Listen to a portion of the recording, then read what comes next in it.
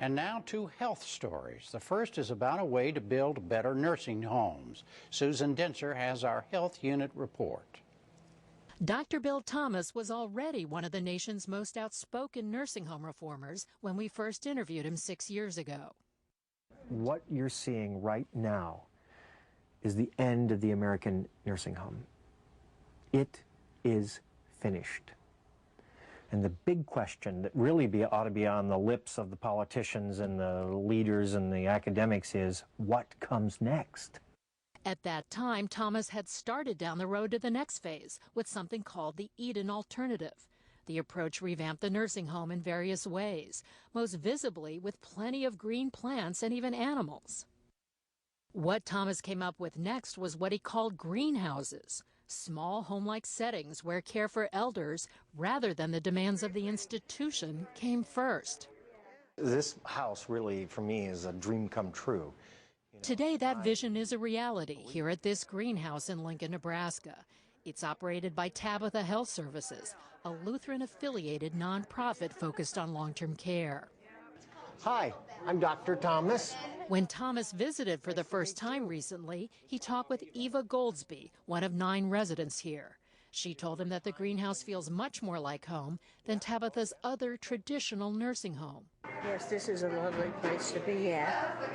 Why is it different than the big house? Well, it's just like being at home. At times, in fact, the greenhouse seems more like a clubhouse for seniors than a skilled long-term care facility. 2 afternoons a week, for instance, there's happy hour. What do you like to have at happy hour? Beer, usually. Beer? Yeah, I think I'll join you. Yeah, red beer sometimes. Oh, red beer? Yeah, you like that? I've never tried it. Oh, just tomato juice and beer. Oh, whoa! There are now 35 greenhouses up and running on 13 campuses across the country. In partnership with a nonprofit, NCB Capital Impact, the Robert Wood Johnson Foundation is spending nearly $10 million to replicate the model nationwide. The foundation also funds the NewsHour's health unit. It's cold here in Nebraska, and the ground's covered with snow, so you can't really tell why this is called a greenhouse. The name is meant to invoke sunlight, plants, access to outdoor spaces, the opposite of the feeling you get inside the conventional nursing home. That was part of the appeal for Joyce Ebmeyer, who ran Tabitha's traditional nursing facility here and went on to lead the project to build the greenhouse. She first heard Thomas talk about the concept at a 2001 conference. He said, I want you all to close your eyes, and I want you to think about 10 years from now what the nursing home would look like. What came to my mind was I was putting a big padlock on the door. And I was smiling, I was happy, and I opened my eyes kind of fast and thought, what in the world was that? Ebmeyer says she now realizes she was frustrated by the regimented feel of even a well-run nursing home, with its centralized food preparation and dining, certified nursing assistants bustling around to meet the needs of seniors, and residents themselves doubled up in frequently sterile rooms. So some 6 years, countless discussions with state regulators, and more than $1 million later, the result was the greenhouse. It can accommodate up to 12 elders, as the residents are called, in spacious private rooms with their own baths. Discrete lift technology installed on the ceilings means that severely disabled residents like Eva Goldsby aren't bedbound.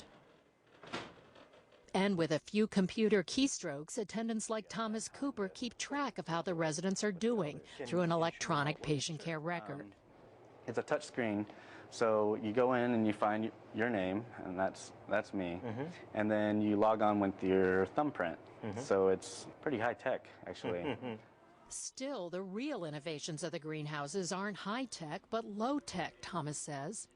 We wanted there to be a heart, a center, a focus of the house.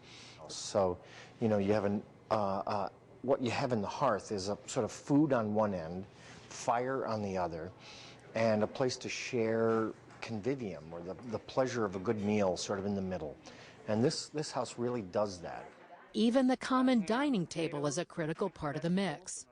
We've always insisted in the greenhouse that there be one big table, because that makes a meal into a community experience where food and companionship come together. Thomas told us the biggest difference between greenhouses and traditional nursing homes are these people, specially trained and empowered staff who assist the residents in everything from eating to toileting. In traditional nursing homes, they're called certified nursing assistants. But Thomas coined a new word for the elevated position here, shabaz, or the plural shabazim. It's a Persian word, and it means royal falcon, or the king's falcons, the mightiest, the bravest, the fastest, the most courageous of all the falcons. And I thought, now that's a model I can build on. When Bill Thomas first uttered that shabaz, what did you think? I'm a Bill Thomas fan. Shabazz. It took me about a year to get it trippingly off my tongue. At the greenhouse, the role of shabazz turns upside down the traditional nursing home staffing model, where administrators and nurses call the shots, while the certified nursing assistants, or CNAs, do the grunt work. Here, by contrast, nurses like Cindy Cohn visit to attend to clinical matters, like dispensing medication. You can tip your chin like this and kind of clear your throat a little bit, too. That'll help. Go. But it's the Shabazim who run the show. Excellent. Shabazz Thomas Cooper was a CNA at a traditional nursing home before coming here to work at the greenhouse. We cook, we clean, we do their laundry. We do their ambulation, which is exercises, and their FMP, which is functional maintenance program. Wanda Temple credits the Shabazim with the fact that her 95-year-old mother, Ruth Rush, once bedridden with severe osteoporosis, is now up and walking again. They started working with her, and trying to get her to walk, and it wasn't very long where she could get up and take a few steps, and now you can see she does pretty good with the walker getting around, Shabazim are paid $13 an hour, about 40% more than the going rate here in Nebraska for CNAs. What's more, the ratio of staff to residents is about a third higher than in the average nursing home. That's produced something atypical for long-term care institutions, says Ed Meyer. At the greenhouse, we have 100% retention of the Shabazim who originally started as full-time Shabazim. That contrasts with the typical nursing home, where annual turnover of CNAs can range as high as 100%. Still, the economics of running greenhouses, where staffing levels and wages are higher, make some in the nursing home industry question just how replicable the idea really is. The average charge for greenhouse residents at Tabitha is $242 per day. That's comparable to the cost of traditional nursing homes. Medicaid pays all but about $25 a day of that for the roughly two-thirds of greenhouse residents eligible for the program. But those rates produce only narrow margins for the institutions operating greenhouses. As a result, the model may make financial sense mainly for the 30% of the nation's 16,000 nursing homes that are nonprofit, and for multi-site providers like Tabitha that can spread some costs across a number of facilities. I acknowledge that there are financial strains and stresses in this model. It's not easy. It's of interest exclusively at this point to nonprofits, and we are the tip of the arrow. We're out there showing what can happen when you really do provide, recommended levels of care in a new model with a new philosophy, with more energized staff. The best argument for the model may be that it appears to produce real results. A study of the first group of greenhouses, built in Tupelo, Mississippi, showed that residents got equal or better quality of care than they did in comparable nursing homes. They also reported a higher quality of life. Both staff and family members of those living in greenhouses said they, too, were more satisfied. There is, it turns out, one downside to this model.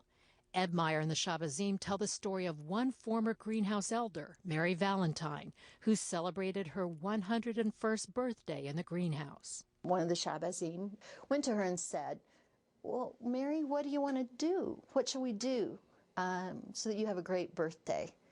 And she looked at the Shabazz and she said, "What I really want is a margarita and a cigarette." And that's what she got, as seen in this picture, taken as she and her daughter celebrated on the greenhouse's front porch. When Valentine died soon after that memorable day, the Shabazim were crushed. They told us that was the downside of life in the greenhouse, saying goodbye. The night after that she had passed, my dog went into her room and jumped up on her recliner and sat where Mary used to sit. That was really emotional for me and for the whole group, as for the whole group of Shabazim and the whole team. Death gets harder in a greenhouse because when you are smaller and when you are engaged in the way that the Shabazim are engaged in the lives of the elders they love so much, it is like losing your dearest family member. All this reminded us of something else Thomas had said back in 2001 about the central problem with nursing homes. In long-term care, love matters. And the heart of the problem is institutions can't love. Do you think you finally helped to create a place that can love? Yes. But in fact, I think it's the signal achievement of the greenhouse, making a place where love matters. Here in Lincoln at Tabitha, there are now plans to have 3 more greenhouses up and running within the next 5 years. About 100 more are under development across the country.